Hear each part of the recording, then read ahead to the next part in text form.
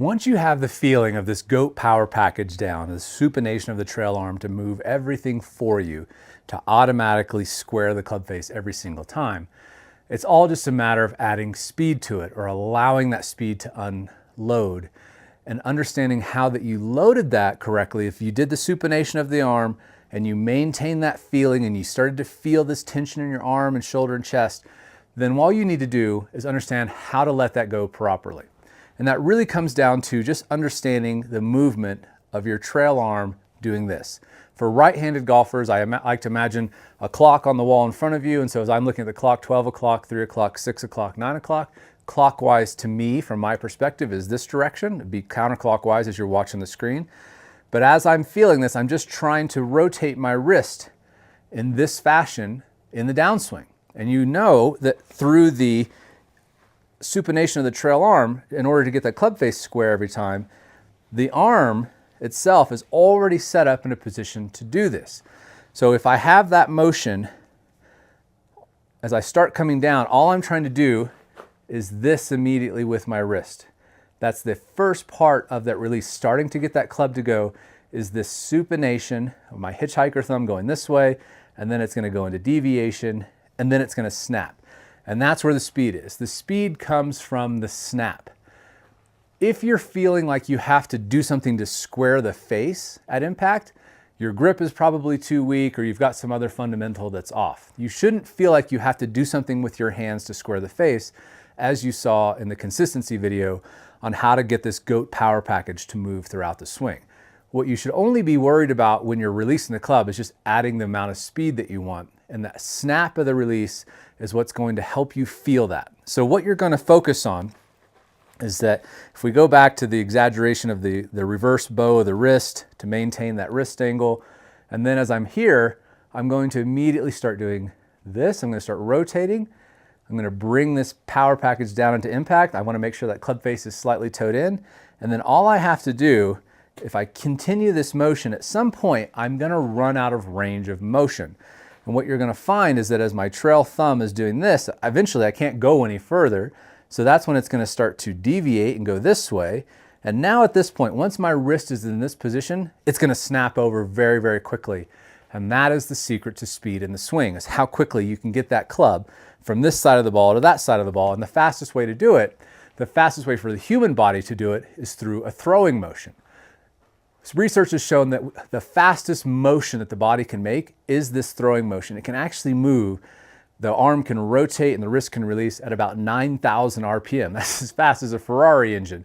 So you actually have a Ferrari built into your body, you just don't know how to use it. If you want to swing the club fast and with very little effort, you have to move the way that the human body can move the fastest. And that's obviously through a throwing motion and getting this wrist to snap. So all you're trying to do is get your arm loaded up like this, where it's supinated and deviated, and to the point where it's got enough tension on it that the fascia that's in the muscles, the joints, the ligaments everywhere is going to snap back over.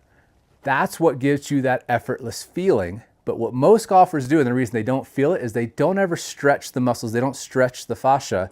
And so what they do is from the top of the swing, they start instantly pronating. And so what's going to happen if I instantly start pronating? Well, I'm instantly going to come over the top. I'm going to get steep. I'm going to wipe across it. I'm going to start chicken winging, scooping, and all of that stuff. There's no speed that way. You have to put a ton of muscular effort into it.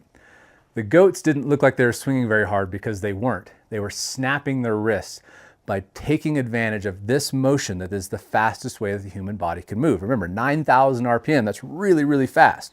So to feel this, what I want to feel is that I'm actually releasing the club this way. I'm going back down with it instead of trying to force the club out and toward the ball.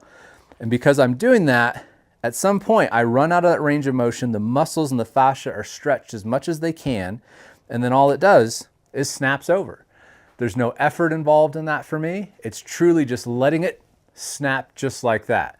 And once you have that feeling of the supination, deviation, and once that deviation is kind of locked out and it snaps over, and you'll feel it, if you take your wrist and supinate it as much as you can as an exaggeration, and then deviate it as much as you can, that wrist is in a position where it can rotate over very, very quickly. And that's where all the speed is. Watch, if I'm doing that with the club, it's moving it from this side of the ball to that side of the ball with a ton of speed but no effort.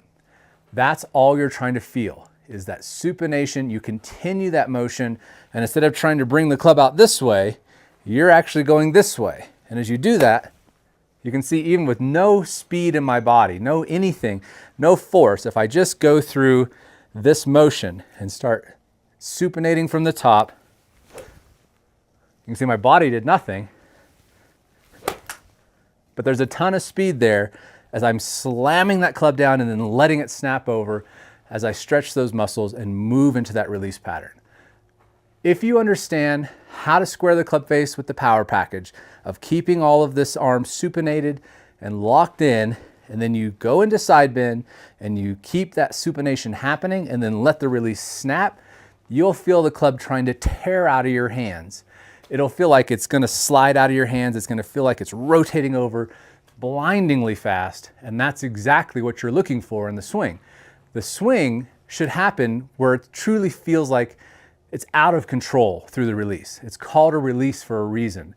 So if you feel like you're pushing the club through to hold it square, that's not a release at all. The release should feel blindingly fast, something you absolutely cannot control, which is why it's so important to learn how to square the face properly first, and then learn how to snap that release with your hands, and then you'll feel the club rocket through the ball. It truly is an effortless feeling when you do it correctly.